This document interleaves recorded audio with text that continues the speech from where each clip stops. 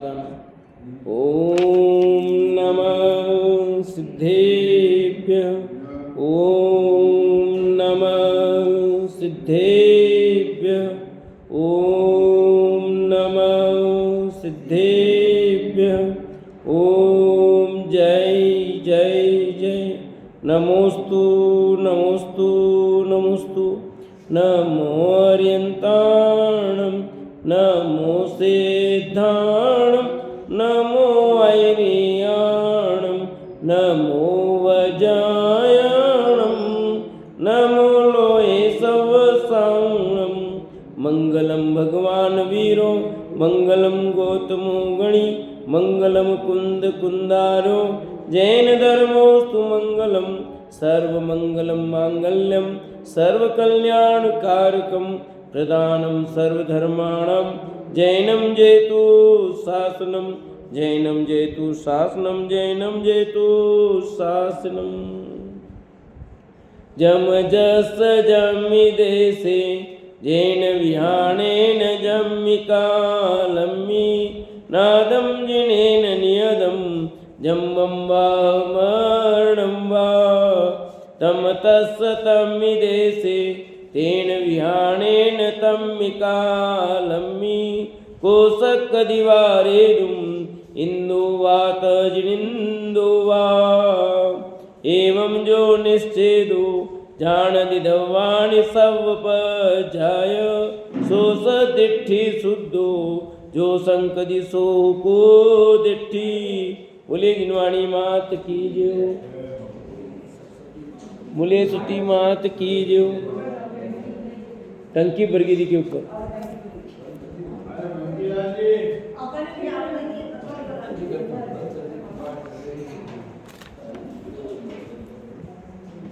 सलाह का पुरुष पंडित रतनचंद जी भारत विरचित और अपने यहाँ कथानक चल रहा है ऋषभदेव की पूर्व भोग की कहानी। वज्रनाभि चक्रवर्ती को वैराग्य हुआ उसकी चर्चा की। और अब यहाँ ये बात आई थी कि तीर्थंकर वज्रसेन की देशना में 28 मूल गुणों की बात आई थी। उसमें प्रश्न खड़ा किया कि एक कसाई की 3 चौकड़ी क्या है। 3 कसाई की चौकड़ी के भाव रूप महाव्रत होते हैं। तो ये 3 कसाई चौकड़ी क्या है ये प्रश्न खड़ा किया है। अरे तुम्हें ये भी पता नहीं, सुनो। प्रथम चौकड़ी अनंतानुबंधी क्रोध मान माया लोभ।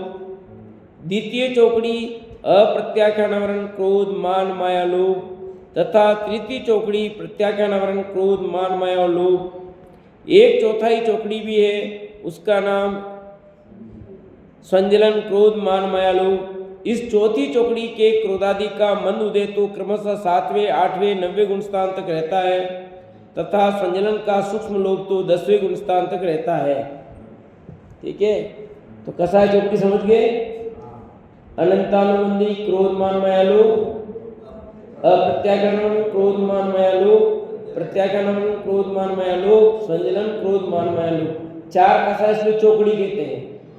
चंडाल चौकड़ी नहीं कहते कि चंडाल चौकड़ी 4 जनों की बदमाशी हो तो चंडाल चौकड़ी कहते हैं इसे। ये 4-4 की चौकड़ी है।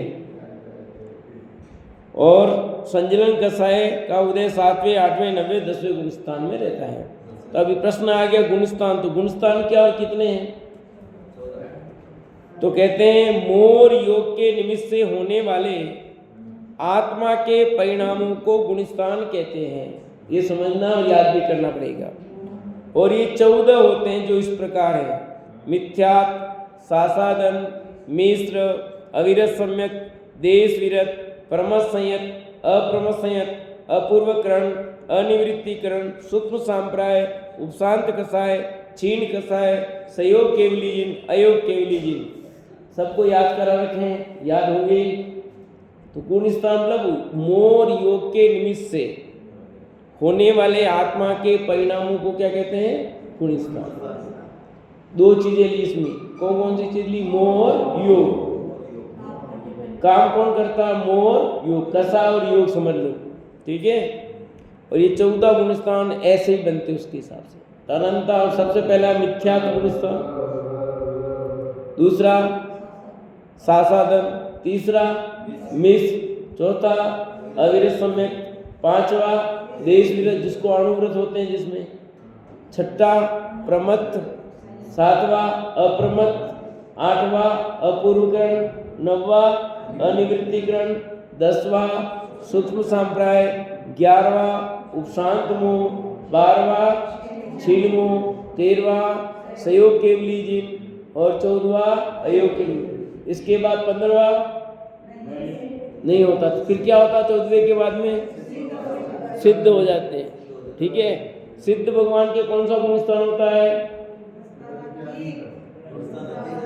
गुण स्थानातीत।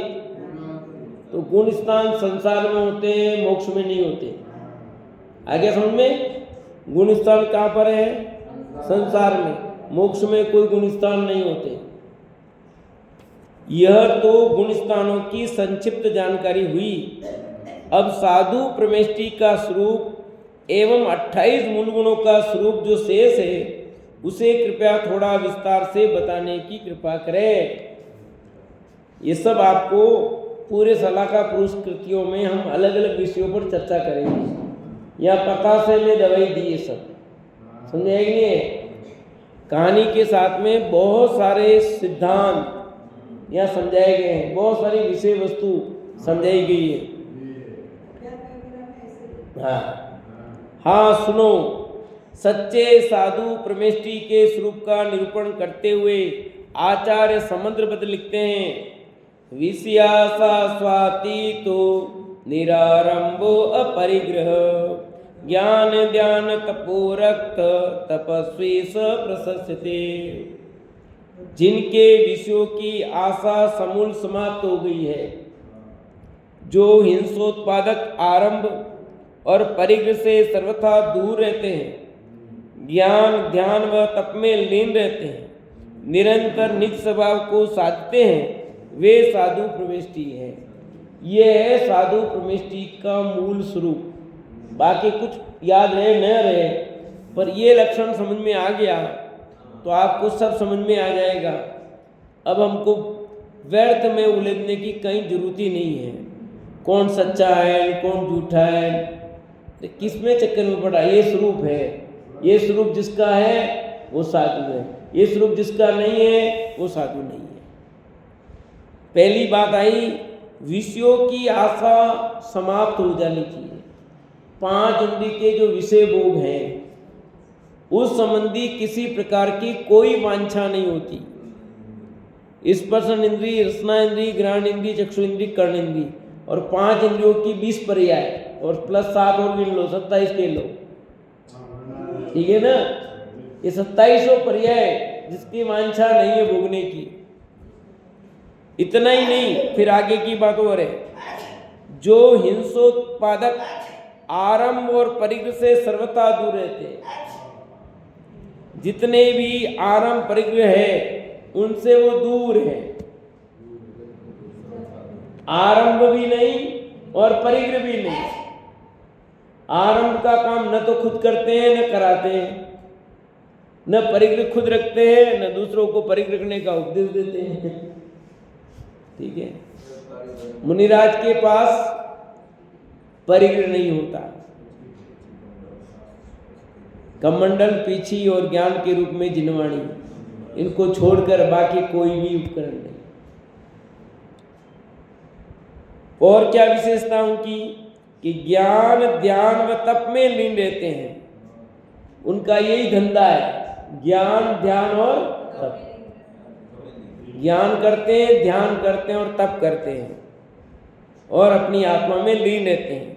निरंतर निस्वभाव को साधते हैं। बस दिन रात क्या करते हैं? आत्मा में रहने का प्रयास करते हैं। और अपन क्या करते हैं? दिन रात सुबह शुभ भावों से मेरा व्यापार चला करता। ये तो हमारी स्थिति है। मुनिराज का ये धंधा नहीं है। मुनिराज का धंधा दिन रात क्या है? ज्ञान ध्यान तप लीनता, निस्वभाव का साधन करना, अपने स्वरूप की साधना करना। दुनिया से उनका कोई लेना देना, दुनिया में रह करके भी दुनिया से निराले है।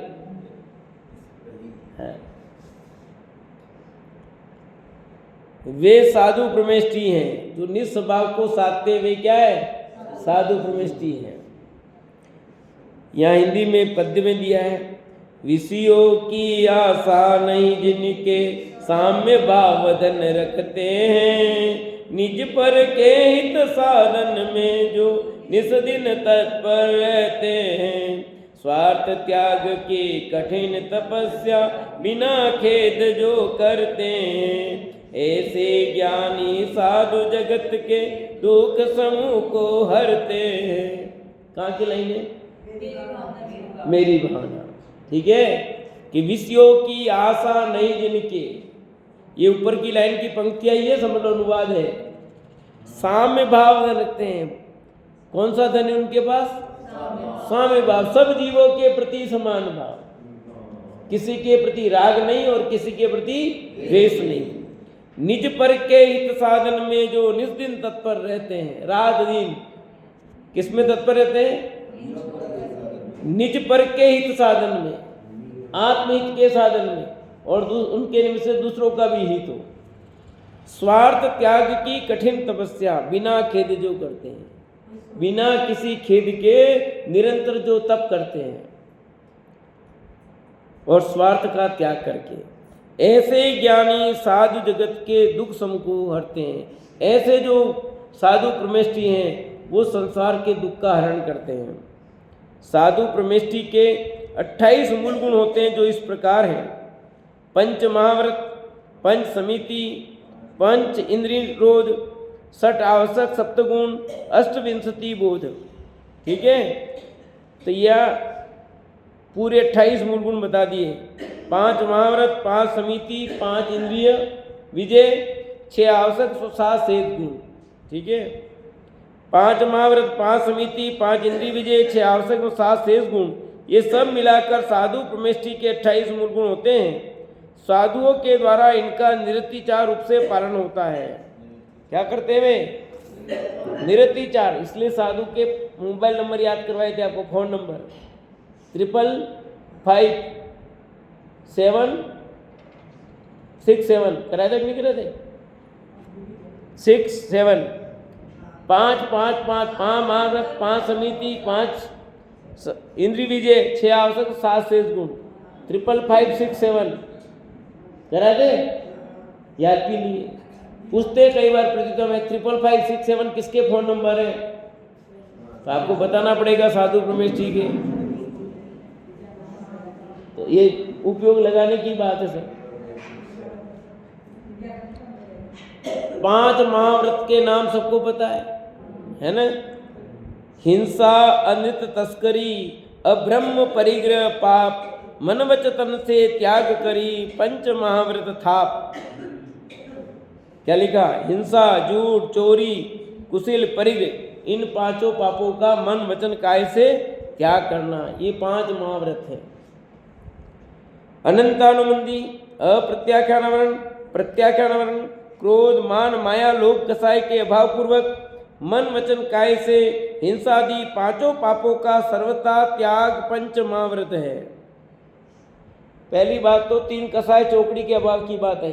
3 कसाय चौकड़ी कौन सी? बोलता अनंतानुबंधी और प्रत्याख्यान, तीनों की क्रोध, मान, माया, लोभ, इनका जब अभाव होता है तो फिर महाव्रत होता है। इन 3 कसाय चौकड़ी का अभाव नहीं होता तो महाव्रत नहीं होता है। और जिसके इसका अभाव है वे सच्चे साधु है ही। उनके 28 मूल गुण होंगे नहीं हो ऐसा होता नहीं है। तो 5 महाव्रत: हिंसा का त्याग पूर्ण रूप से, झूठ का पूरा त्याग, चोरी का पूरा त्याग, कुशल सेवन का पूर्ण त्याग और परिग्रह का भी पूरा त्याग। यहाँ पूर्ण रूप से त्याग है।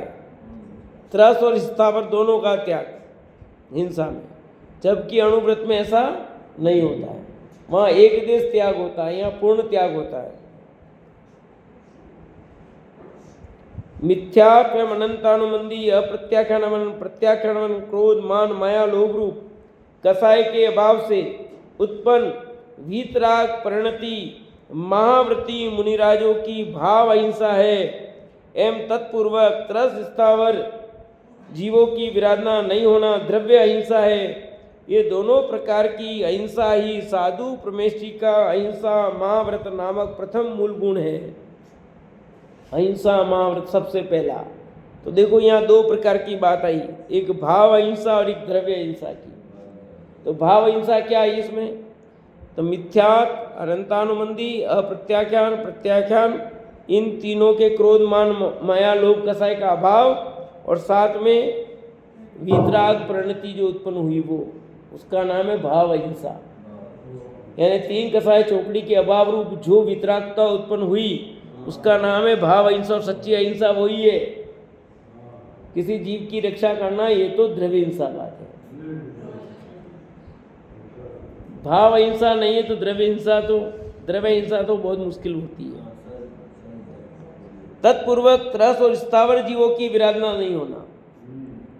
त्रस जीव कौन कौन आते हैं बताओ? त्रस जीव में कौन कौन आता है? 2 इंद्रिय से लेकर के 5 इंद्रिय जीव, 2 इंद्रिय, 3 इंद्रिय, 4 इंद्रिय और 5 इंद्रिय जीव, ये त्रस कहलाते हैं। और 1 इंद्रिय जीव स्थावर कहलाते हैं। ठीक है, अपन किस में आएंगे? त्रस में कि स्थावर में? त्रस में आएंगे। क्यों? पंचेंद्रिय है तो मनुष्य, नारकी, त्रियंच ये त्रस ही है। और फिर त्रस, स्थावर और भेद, त्रियंचों में भेद बनते हैं। मनुष्यों में, नारकियों में और देह में, इन 3 गतियों में भेद नहीं है, सब त्रस ही है, स्थावर है ही नहीं। त्रस स्थावर का भेद सचमुच त्रियंच गति के जीवों में ही है,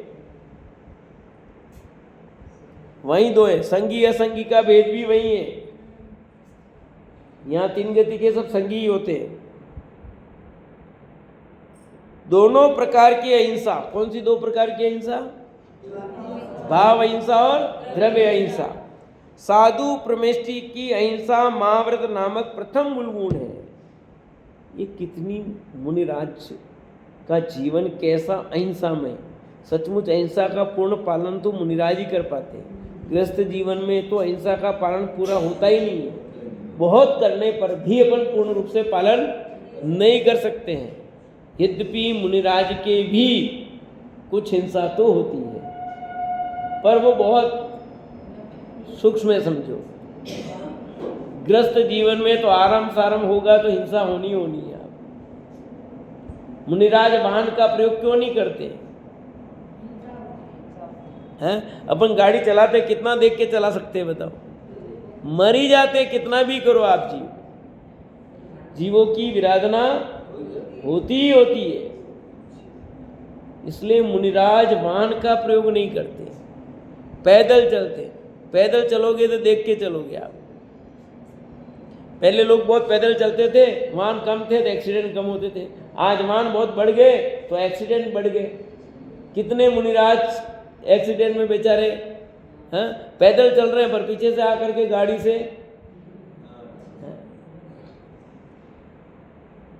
क्या स्थिति हो जाती है। पैदल चलने वाले भी तो सुरक्षित नहीं है। लोग आप गाड़ी क्यों चलाई, गाड़ी क्यों चलाई, गाड़ी क्यों चलाई? अरे जो पैदल चल रहे हैं उनके भी एक्सीडेंट बहुत हो रहे हैं ना। वो पीछे से आके मार के क्या करें? हमने गाड़ी चलाई, अपराध कर दिया।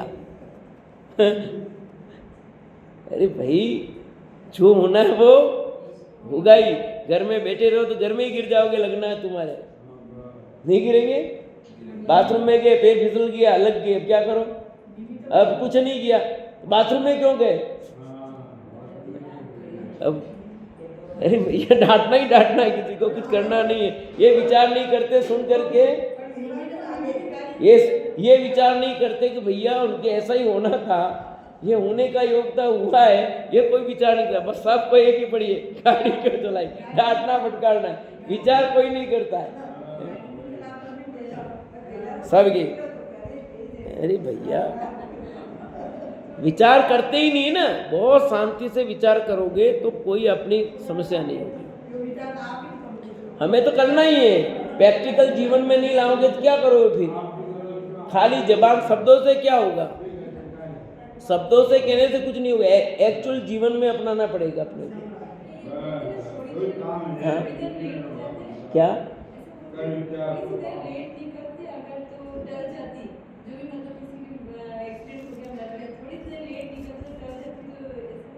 हाँ देखो, यदि आपके घात नहीं होने का योग होगा तो वैसा ही होगा, और आपके होने का है तो आप कैसे लेट चलोगे बताओ,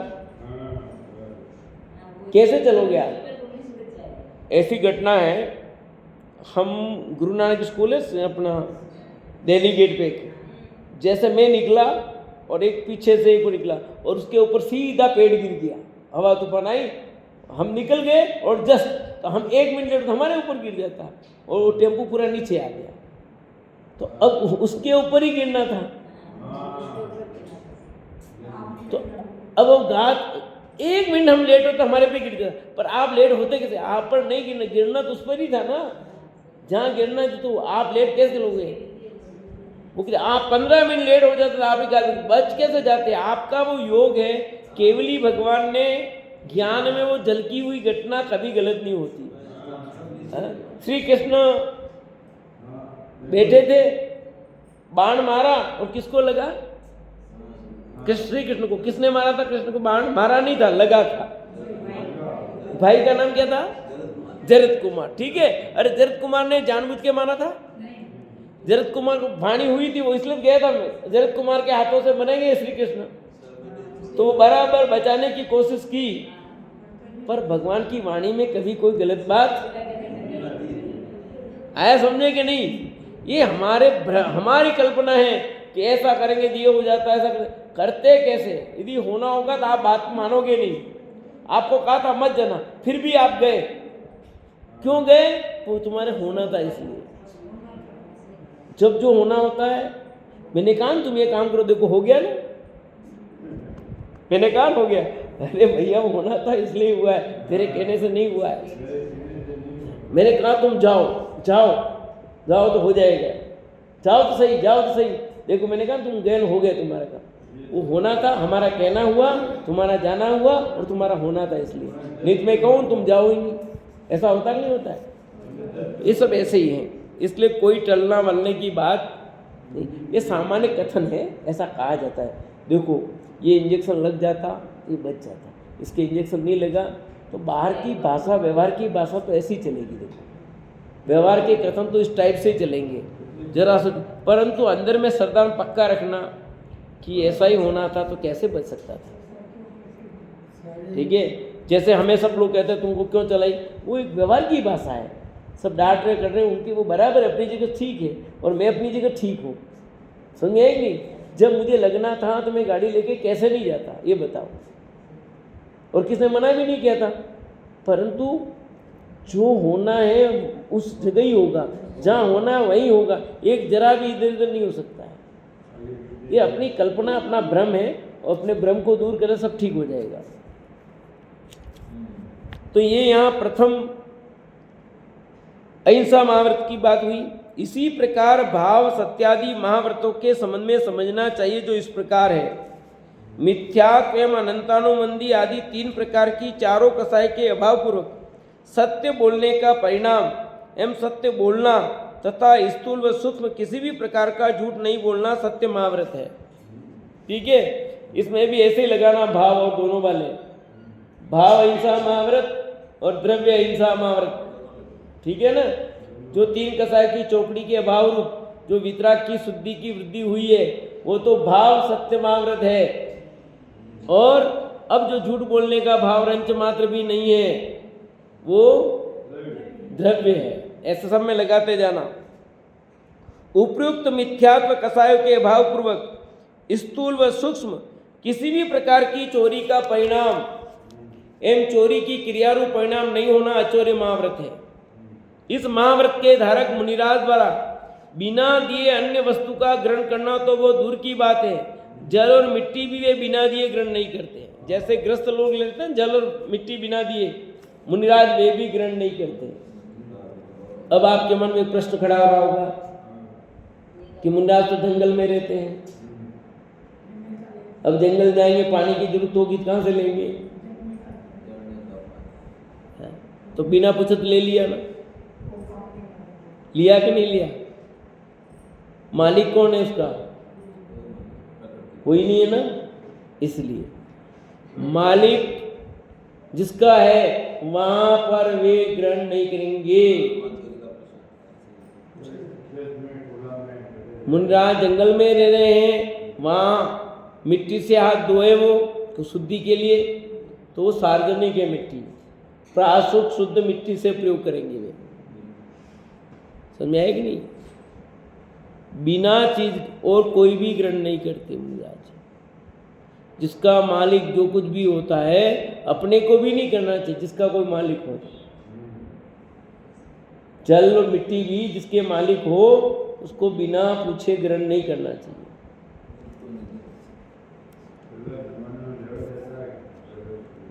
जाते थे ना पहले, खोद करके मिट्टी लाते थे, गारा करने के लिए बमड़ा करना था तो लाते ही थे सब। कितने होते थे पानी भरने के, दूसरों के कुएं से पानी भर के लाते थे, वहाँ पूछते नहीं थे और पानी भरने देते नहीं। कई लोग लगा थे कि पानी नहीं भरना।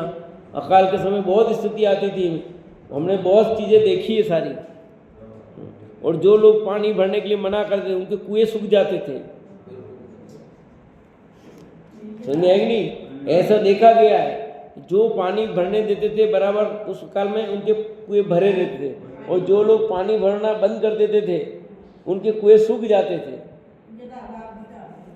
ऐसे निमित्त नैमित्तिक संबंध समझो सब। प्रत्येक अंतर्मूर्त में होने वाली आत्मरमणता पूर्वक स्वस्त्री और परस्त्री आदि सभी के सेवन का मन वचन काय से संपूर्णतः त्याग होना ही ब्रह्मचर्य महाव्रत है। ठीक है, स्वस्त्री परस्त्री पहले ही त्याग हो गया है, और यहाँ पर ऐसे कोई वचन भी नहीं, मन वचन काय संपूर्ण त्याग होना ही ब्रह्मचर्य महाव्रत है। अब आप समझो, इन सब का पालन करें तो कोई समस्या ही नहीं है। ये जितने भी संसार में भी नाटक दिखाई दे रहे हैं ना, वे पूर्ण रूप से पालन नहीं करते हैं, इसलिए विवाद होते हैं। 5 महाव्रत का पालन करता है, उनका जीवन गजब का जीवन है भैया। जहाँ दोष लगते हैं वहाँ गड़बड़ी होती है, जो पूर्णतः पालन करे वहाँ कोई दोष नहीं आएगा। साधु परमेष्टि के पास संयम का उपकरण पीछी, शुद्धि का उपकरण कमंडल एवं ज्ञान के उपकरण शास्त्र को छोड़कर अन्य किसी भी प्रकार के वस्त्रादि का परिग्रह नहीं होता। यह परिग्रह महाव्रत है। यानी 5 महाव्रत की चर्चा हो गई। तिल तुस मात्र संग नहीं जिनके, ऐसा है ना, तिल तुस मात्र संग नहीं जिनके। तिल्ली है, तिल्ली इसको तिल कहते हैं, उतना जितना भी परिग्रह नहीं। ये 3 उपकरण बता दिए। बस इसके अलावा मुनिराज के पास अब आज सब पूछते हैं चश्मा रख सकते हैं कि नहीं रख सकते हैं। अभी ये सब प्रश्नों का उत्तर ऑटोमेटिक मिल रहा है, क्या रख सकते हैं क्या नहीं रख सकते हैं। अब आपके 50 प्रश्न होंगे, ये जवाब दे दिया है, ये चीज़ के अलावा जो भी सब परिग्रह में आएगा। अब प्रश्न करने का गुंजाइश ही नहीं है, बिना मतलब के प्रश्न करने से क्या फायदा। इस संदर्भ में जिनवाणी के निम्नलिखित कथन द्रष्टव्य है। सटकाय जीवन हननते सब विधि दर्भ हिंसा टरी रागादि भाव निवारते हिंसा न भावित अवतरी। कहाँ से आई पंक्ति पता है? छड़ा लगी। सटकाय जीवन हनन्ते सब विदर्भ हिंसा टरी रागादि भाव निवारते हिंसा न भावित अवतरी। जिनके न ले समरसान जल मृण हूँ बिना दियो गए 8-10 सहस विधिशील धर चिद ब्रह्म में नित रमी रहे।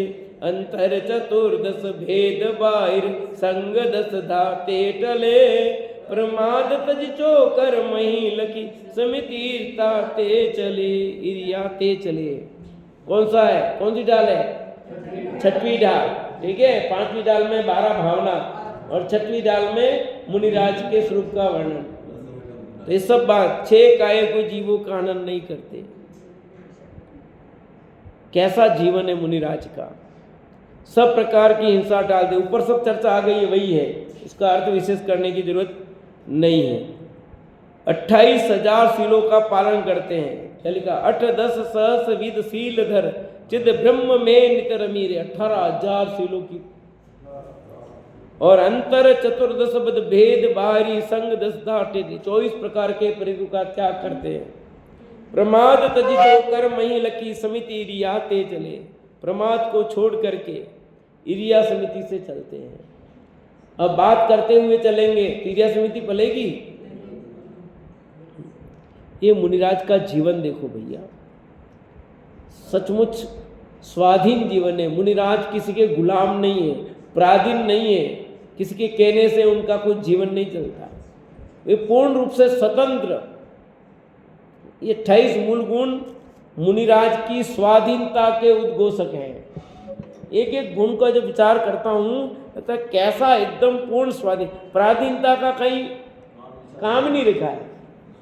इतने नियम कड़क क्यों बनाए कि मुनिराज किसी के भी रंच मात्र भी गुलाम नहीं। एलक छुलक में हो सकता है, पर मुनिराज में कहीं पराधीनता नहीं। एलक छुलक में तो लंगोट भी है, थोड़ी गुलामी भी है। यहाँ पर वस्त्र चाहिए नहीं, कुछ चाहिए नहीं, कमंडल पीछे चाहिए, थोड़ी तो गुलामी है कि नहीं, उसकी भी नहीं है। जिनवाणी नहीं हो तो चलेगी, वे स्वयं खुद जिनवाणी है। मुनिराज स्वयं ही जिनवाणी है, समझ आए कि नहीं है। और इतना जीवन संयमित है, कमंडल पीछे सहज उनको मिल जाती है भैया, कोई काम ही नहीं ऐसा। और आहार के लिए तो गुलामी है कि नहीं, आहार श्रावकों की है गरज। मुनिराज तो निकलते, मिल गया तो ठीक, नहीं मिला तो कोई बात नहीं। कि श्रावक नहीं दे तो श्रावक आहार देगा, इसलिए मुनिराज बने क्या वे तुम्हारी गुलामी को स्वीकार ही करते ही नहीं है। तुम 10 बार अच्छी तरह से उनको पड़गान करो, नवदा भक्तिपूर्वक आहार दो तो लेते वे, तो कौन हुए? वे स्वाधीन हुए कि नहीं हुए? बोलो।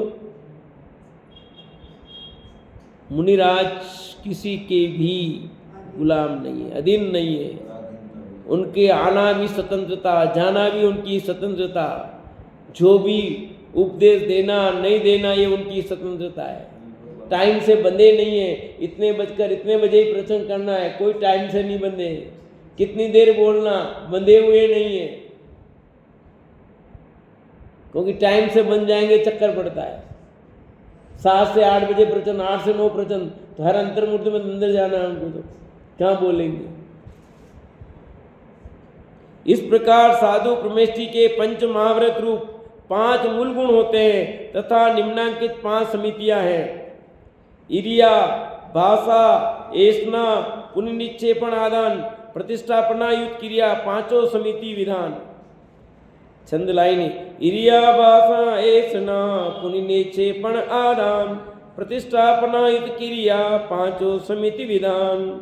इरिया समिति, भाषा समिति, ऐष्णा समिति, आदान निक्षेपण समिति एवं प्रतिष्ठापना समिति, ये 5 समिति मुख्यतः अहिंसा एवं सत्य महाव्रत की साधना बुद्धि है।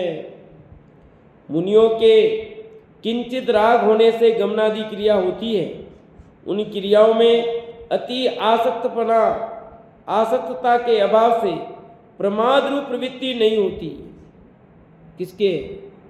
मुनिराज के प्रमाद रूप प्रवृत्ति नहीं होती, तथा अन्य जीवों को दुखी करके अपना गमनादि प्रयोजन नहीं साधते, इसलिए स्वयं भी दया पलती है। इस प्रकार सच्ची समिति है। क्या कहा? कि उनका सहज जीवन पलता है, पालना नहीं पड़ता है, सहज पलता, अपने को पालना पड़ता है। अब मैं पूछता हूँ, अपन रात्रि भोजन नहीं करते तो अपने को सहज पल रहा कि नहीं पल रहा? बोलो कि पालना पड़ रहा है।